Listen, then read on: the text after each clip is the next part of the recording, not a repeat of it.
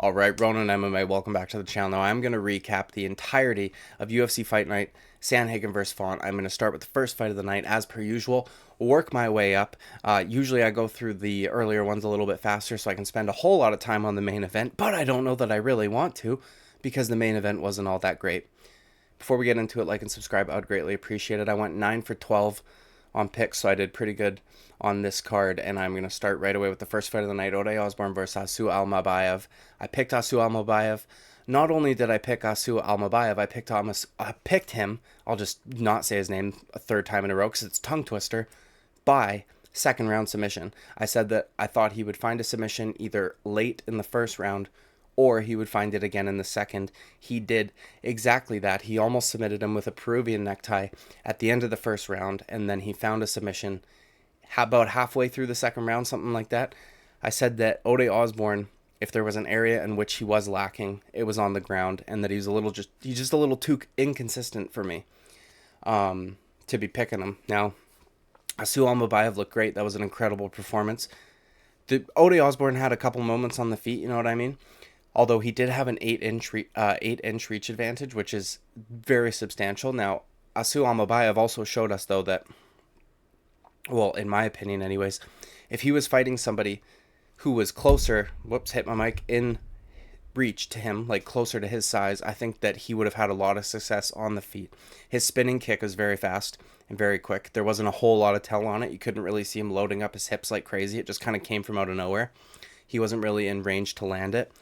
But it is what it is. That was a great performance. He got performance of the night. I think he deserved it. It was a great debut, by the way, okay? Because OUSBOURNE's got some wins over some pretty good flyweights, so that was a very impressive debut.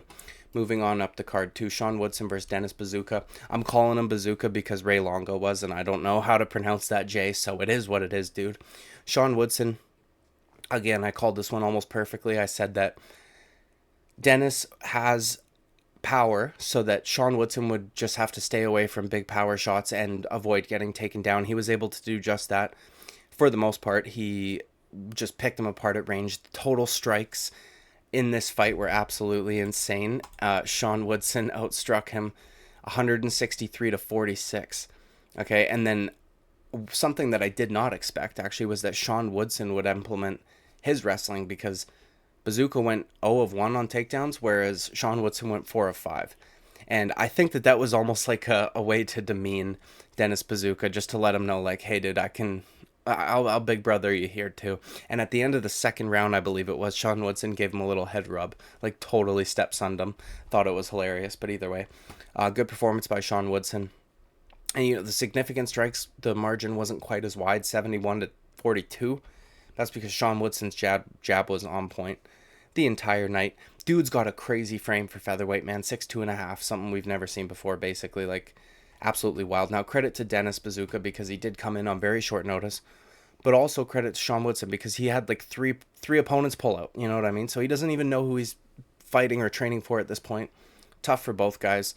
But good on BAZOOKA. Hopefully the UFC gives him another opportunity and gives him maybe somebody a little lower down in the rankings. Moving on up to the first one that I got wrong, which was Cody Durden versus Jake Hadley. Cody Durden, man, what a fucking savage. That was an incredible fight. This was actually a very fun fight. Hurt Hadley in the first round, or at least cut him open pretty good. You know, Dean Thomas mentioned something on the commentary that I thought was interesting. He said that Jake Hadley is just so offensive-minded that his defense is lacking because of it, and there were moments where you could see that. Now, all three judges scored it, 30-27. I thought Hadley could have got that second round. I mean, it wouldn't have made a difference, but the problem was that they both had fight-ending sequences, right? Like, Cody Durden locked him up in an anaconda for a while, and it was pretty tight also. Jake Hadley eventually fought out of it, ended up taking the back very high, and then was able to get like an inverted triangle armbar type situation, and I don't know how Cody Durden did not tap. He was grimacing. He was, biting down on his mouthpiece. That looked extremely painful. His arm was very bent back. It just seemed like maybe Hadley didn't have the correct angle or something to totally finish it, because, you know, somebody's locked in an armbar for that long, typically you see that arm break. You know what I mean? But it is what it is. Great performance by Cody Durden. Was not expecting that. And I also said in my picks that I thought he would be the bigger man out there, like, clearly, but he wasn't really. You know what I mean? Jake Hadley's a very lean, muscular guy. And credit to Cody Durden. That was a great fight. Great fight. And Jake Hadley can, he's still young. He's, I think 26 years old. There's still things that he can do and change to improve and make sure that that doesn't happen again, because he also had moments. He almost finished the fight. So great performance by Cody Durden. Moving on up the card to Billy Quarantillo versus Damon Jackson. I picked Billy Quarantillo to win. Now, I did not think that he would get pieced up as much as he did in that first round, but he ended up running away with it, as he usually does in his victories, right? He takes a bit to get warmed up. Total strikes 169 to 75. His body shots in the clinch, uppercuts in the clinch, dude was putting in work. Damon Jackson looked hurt to the body a couple of times. And yeah, he won rounds 2 and rounds 3. So that was a great performance by Billy Q after a tough first round. Even in the first round, though, the total strikes were even, but it just seemed like Damon Jackson was landing the harder shots, kind of hurting Billy Quarantillo at moments, and he was able to tough through that and get the victory. Good performance by Billy Q. Moving on up the card to Jeremiah Wells versus Carlston Harris. Now, I picked Carlston Harris to win. I thought he would get a TKO over Jeremiah Wells. I said that Jeremiah Wells should have lost his last fight, and I just don't think that he's as good as he gets made out to be. And I wasn't trying to be disrespectful, but I thought that Carlston Harris was better. Now, Carlston Harris kind of pulled one out of his ass last night, lost the first 2 rounds handedly, was losing the last round, and then eventually pulled out the submission win, which I did not expect. I thought if he was going to get it done, it was going to be on the feet. I thought he was going to be able to piece up Jeremiah Wells, kind of like stay away from the big power shots, because that's essentially all that Jeremiah Wells throws. Both times he got taken down in the first 2 rounds, though, which ended up him basically being there for the rest of the fight. He fucking slipped both times. You know what I mean? Jeremiah Wells exploded like a madman. In the first round, it was that Superman punch. Carlston Harris didn't get touched by it, but he slipped and fell down. And then in the second round, more of the same. And his coaches were telling him that. They're like, you fell. You didn't even get taken down. What are you doing? You fell. Get back up. And then he eventually latched up that, I think it was a Darce choke, or was it an Anaconda? I can't remember off the top of my head. I know it was one of those. And he didn't even have it properly locked in or the correct angle, but dude's got a fucking squeeze on him apparently, and he put Jeremiah Wells to sleep. So great performance by Carlston Harris, pulling that one out of his ass in the final round. Moving on up the card to Kyler Phillips versus HADLEY BARCELOS. Okay, dude. I just want to point out that I was 100% right about Kyler Phillips, and I'm not trying to be arrogant, but when he stuck to the fundamentals, straight 1-2s, straight 2s, naked even, you know what I mean, with nothing in front of it, he was tagging HADLEY BARCELOS. That's how he dropped him in that first round. And then you see him try to throw all these crazy shit, like spin kicks, and even his head kicks a little too often with nothing to set it up, and none of it worked. You know what I mean? It was the only thing that he was having success with was the fundamentals, and he just feels the need to be flashy. That fight was very close, if I'm being honest. I did think that Kyler Phillips won, obviously. I mean, he got the knockdown in round 1, so I think he kind of stole that round. Round 2, he outstruck him by a pretty significant margin. Some of the scrambles in this fight were absolutely fucking crazy, especially in that second round there. They're very fun to watch, in my opinion. HADLEY BARCELOS, I think, probably took round 3, or at least could have. They were very close in the striking department. Pretty much even. Total strikes 21-20, and he mixed a takedown in there as well. Now, he didn't do a whole lot with it, but it is what it is. Kyler Phillips, I think, rightfully got the decision, 29-28. And man, dude just needs to stick to the fundamentals a little bit more. You know what I mean? He's so fast and even precise when he can't, when he's using fundamentals, that I don't know why he would stray away from that. I feel like it's just a little bit of an ego thing. He's young. He's 28 years old. And he just wants to show off his crazy techniques, I guess, which aren't fucking working. So just don't do it. You know what I mean? And it's going to tire you out. But good performance by him overall. HADLEY BARCELOS is a tough guy regardless of how old he is. So that was a good victory for him. And to be fair, after a massive layoff as well. So good on Kyler Phillips. Good performance. Moving on up the card to Ignacio Bahamondes versus Ludovit Klein. Second fight I got wrong here. I picked Ignacio Bahamondes, as I'm sure a lot of people did. Guy was a pretty sizable favorite, minus 200. And he just got outpaced, and, you know, once he got taken down, there wasn't a whole lot he was able to do to get back up. He got outstruck, you know, mostly ground strikes, but still, he, you know, round one, 20-7 in significant strikes. I mean, these are bordering 10-8s here. You know what I mean? Round two was close. He was able to outstrike him, but round three, Ludovic Klein took over once again with the takedown, outstruck him by more than double, and rightfully got the decision. Good performance by Ludovic Klein. Again, a lot of people were picking Ignacio Bahamondes. He had quite a bit of hype on him. He's a fun dude to watch fight. He is also very young, so he's going to be able to learn from this. Ludovic Klein's a tough dude, man. He gave Jai Herbert, I think, a very tough fight, or maybe it was Lerone Murphy. I can't remember. One of the Brits, you know what I mean. Anyways, moving on up the card to Tanner Boser versus Alexa CAMUR. Bro, they kept mentioning how Alexa CAMUR trains with Stipe Miocic, and I didn't realize that you could inherit, you know, a training partner's chin, but it seems as though he has, because, you know, back in the day, I know Stipe Miocic got knocked out by Stefan Struve, and then obviously again by Francis Ngannou in their rematch, but the dude in the first Francis Ngannou fight, oh, and Daniel Cormier, of course, but in the first Francis Ngannou fight, dude took a lot of huge shots, kept coming, no problems. In the second and third DC fight, he took a ton of shots, kept going, no problem. You know what I mean? For the vast majority of his career, dude's had an incredible chin. Alexa CAMUR ate a ton of massive shots, and I don't know how he didn't at least get knocked down once. That was extremely impressive, actually, to watch that. Tanner Boser ended up, you know, finally finding his groove, like late round two and then throughout round three. It was a good performance by him. The first round was pretty close, but Tanner Boser outstruck him by about 10 in significant strikes, but it seemed like CAMUR maybe had hurt him on a couple of occasions, or at the very least wobbled him, and then round two, Tanner Boser kind of started to take over. Now, CAMUR still did have moments, and as I said, he hits hard, so when he would hit Tanner Boser, it would seem to have an effect, but few and far between. Tanner Boser eventually took over, and, you know, if it wasn't that Tanner Boser was a Canadian and the UFC just had that event in Vancouver where all their Canadians won and they just like want to try and build up Canadian dudes, I think if Tanner Boser was from anywhere else, they might cut him. You know what I mean? Because while he got this victory, which was the last fight on his contract, would he go 2-5? Something like that. But maybe they'll keep him around. Who knows? You know what I mean? You'd think, though, you'd want to see him go out there and get a nasty finish. Now, had he not been fighting a guy with the best chin at light heavyweight, he probably would have ended up getting that finish, but he didn't. So I hope the UFC doesn't cut him. I feel like he could get better. He does clinch up so much, and I know that he mentioned that leading up to this fight, like, oh, I'm going to try not to clinch so much.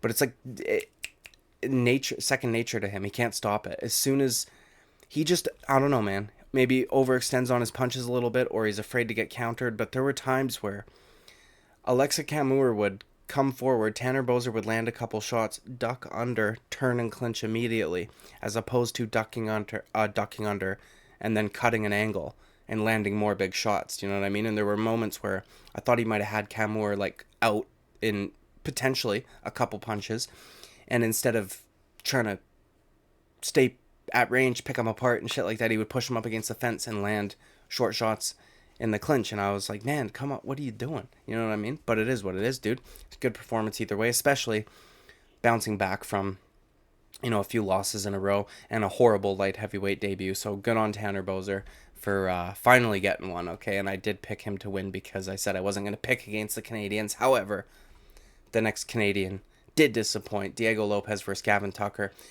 Diego Lopes, legit, dude. Well, I'll talk about him in a sec. First, Gavin Tucker, keep in mind, coming back off of a huge layoff. I mentioned this in my picks video, nursing his shoulder. He had a brutal shoulder injury, had to get surgery, all this shit. And actually, commentary team mentioned he had a few shoulder injuries, so I don't know how many surgeries he had or what was going on there. But 37 years old, huge layoff, coming back. He looked all right on the feet. Diego Lopes, dude, I couldn't believe that Gavin Tucker went for a takedown, first of all. I was extremely surprised by that because we saw what Diego Lopes is capable on the ground against a guy like Movsar Evloev. So I didn't understand that part of his game plan, but it is what it is. Diego Lopes jumped guard maybe in one of the best ways I've ever seen. He waited until they were almost at the mat before he kind of threw his legs up, and he almost ended up in a full triangle position, but not quite. His leg wasn't quite, his ankle wasn't quite locked under the knee. It was kind of a bit further down behind the calf.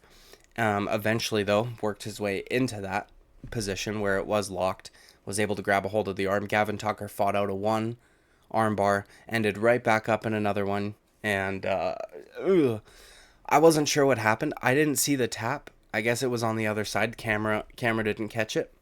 So I thought that Diego Lopes had snapped his arm in half and let go out of mercy. Apparently there was a tap. It was just on the other side. We weren't able to see it, or even while they were rolling, because that's eventually how it got finished.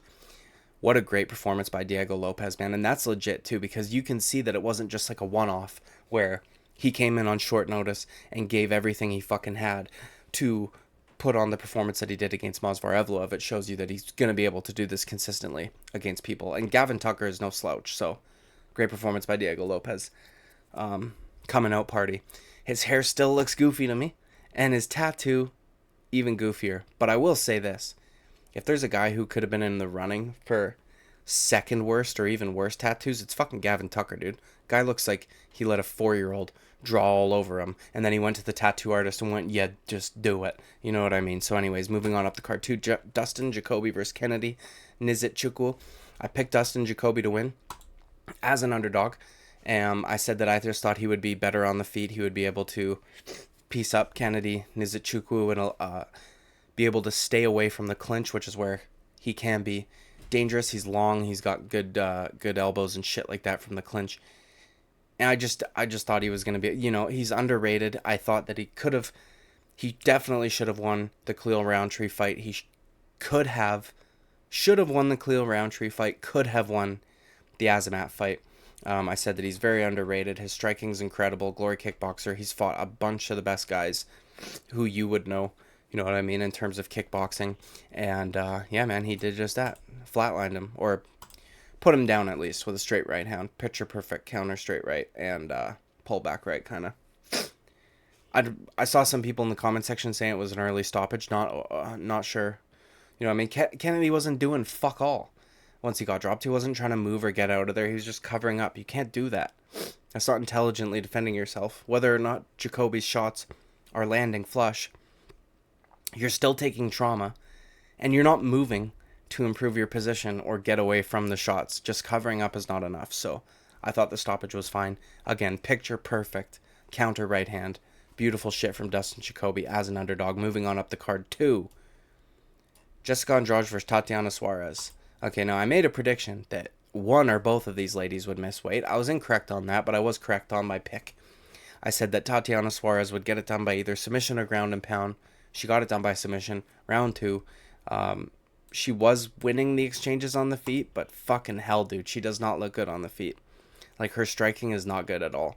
It will be interesting to see her fight a girl like a Zhang Weili or somebody like that who's good everywhere. You know what I mean? Zhang Weili can hang with, like, Joanna Jędrzejczyk on the feet, and she can out wrestle and fucking strangle Carla Esparza and, you know what I mean, out grapple Rose Namajunas and shit. Like, it'll be interesting. She's a bit of a weight bully at this weight class, I will say. She looks a lot bigger than some of the girls, and her shoulders are so fucking broad, and she's got acne all over her back, so that's a little weird, you know what I mean? And I'm not trying to be shitty if there's a girl out there who's shaped like this, but typically women, if they're not morbidly obese, have an hourglass figure, right? Their hips are roughly the same width as their shoulders, if not actually a little wider. Tatiana Suarez is built like a man. She's got like the V. Her shoulders are way wider than her hips, and it's just very strange. You know what I mean? You can't even really say that about Chris Cyborg. Like, it's more pronounced than Chris Cyborg, who we know was on shit. So it's a little strange. Maybe it's just genetics, And then also just a coincidence that she has acne all over her back, but it is what it is. I picked her to win. Jessica Andrade has looked fucking horrible in her last few fights. She can't strike worth shit. She's powerful and can look good when she's fighting a girl like a Lauren Murphy. But as soon as she gets somebody that has any technique, she winds up looking like an idiot because she just throws overhand. Kind of like Molly McCann almost. You know what I mean? Except just a little more boyish looking. But either way, dude. Tatiana Suarez gets it done. Round 2 submission. Good on her. You know what I mean? Good performance. It will be interesting. I guess they can kind of justify giving her someone very highly ranked, try to work her into a title shot, considering Jessica Andrade was the former champion at this weight class. Not even for a single defense, but either way. All right, moving on up the card to the main event, which severely disappointed me, man. Corey Sandhagen, absolute dominant performance, clean sweep, 5 rounds to zip. You know what I mean? And if you look at the strike numbers, you might think that this fight was an absolute beatdown, but it wasn't. 132 total strikes to 25. 7 of 7 on his takedowns, 1 submission attempt throughout those 5 rounds, which is a little irritating. The significant strikes, however, 34 to 9. Do you know what I mean? So 100 of his strikes almost were considered not significant enough. That was very irritating to me. Now, I know he's came out and made a post and said that he injured his elbow or something like that, and it felt as though it was serious, so he didn't want to go and, injure it more, do anything to risk injuring it more, which I can understand, but at the same time, dude, you showed every round that once you got on top, Rob Font wasn't getting back up. Do you know what I mean? Outside from a few scrambles in round number 1, pardon me, Rob Font wasn't getting back up, and he just kept trying to sweep you. And I feel as though once you've realized by like round 3, round 4 that you're totally dominating in this one realm, you could maybe pick up the pace a little bit. And even if your elbow does feel fucked, you don't need to necessarily posture up and go crazy with ground and pound, but you could try to maybe search for submissions a little more aggressively. Do you know what I mean? Like, I don't want to shit on Corey Sandhagen too hard because this was a change of opponent on relatively short notice. He was training for a guy who would have made it a very grappling heavy fight.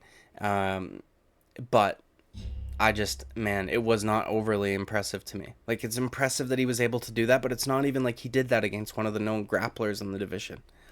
Do you know what I mean? It was a good way to show that he's been working on his grappling, but Rob Font, nobody talks about as being a grappler. And Rob Font, I won't put all the blame on Sandhagen. Bro, what the fuck? You know what I mean? When your sweeps aren't working in round 2, why are you still trying them at the end of round 4? When you are down 4 rounds to 0 in round 5, why are you trying to take the guy down who's just out-grappled and out-wrestled you for 4 rounds? Do you know what I mean? Like, what the fuck? Dude, he went for a takedown for a good while and then didn't end up getting it. Corey Sandhagen eventually got it, landed 3 significant strikes to Rob Font 0 in round 5. Like, holy fuck, dude. I'm sorry, that fight was boring. I hate there's people in the Instagram comments of this fight trying to gaslight you into thinking you're a casual if you didn't think this was interesting. Oh, people just don't appreciate grappling. It's like, no, we do, but the point is, this isn't a grappling match. You can use grappling, but you're still supposed to beat them up. It's a fight. Do you know what I mean? If I want to watch jiu-jitsu, which I do from time to time, I'll go watch jiu-jitsu. And even that, it can be more exciting because they are actively going for submissions. They're doing crazy scrambles because they're fighting somebody who's typically around their skill level in that specific area. Whereas with this one, you could tell Rob Font was, after that first round, he used all of his fucking explosiveness to get out. I can't believe he didn't go fucking wild in that 5th and final round and try and get a knockout. Like, why are you shooting? Do you know what I mean? Maybe he was thinking, oh, Corey won't expect that because he's just been taking me down for 4 rounds. Maybe he thought I'll show him how to do ground and pound or something. Fucking Jesus, dude. Huh? I wouldn't even, like, has Corey Sandhagen earned himself a title shot? Absolutely. But would it be a little hard to sell one after that, especially if Sean O'Malley wins? you're going to assume that he's going to do that to Sean O'Malley also, because Sean O'Malley's so dynamic on the feet, and I know Corey Sandhagen typically is also, but not to mention, if Aljo won, he already said he's going back up, but he, despite how much Corey Sandhagen improved on the ground, didn't show me anything that would have given me comfort in picking him to not get strangled by Aljamain Sterling, because in that first round, when Rob Font ended up reversing, I think, I can't remember, there was a scramble, Rob Font took him down, regardless of how it got there. Corey Sandhagen was trying to get back to his feet, and immediately gave up his back.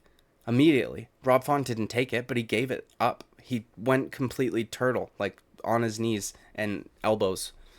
And if that was Aljamain Sterling, he's shoving a hook in there, and he's going to fucking strangle you. Like, Corey Sandhagen's got a little bit of a habit there, where he gives up his back when he's trying to get up. Now, his offensive and top game grappling looked very good, but I think that if he were to fight Aljamain Sterling again, he would probably end up getting his back taken and strangled. But anyways, dude, that's the end of this recap video. It was not the greatest card. There were a lot of fun fights on it. The earlier guys showed out for sure. First, like, 4 fights were phenomenal. But either way, man, like and subscribe. I would greatly appreciate it. I'll see you at the next video. Bye-bye.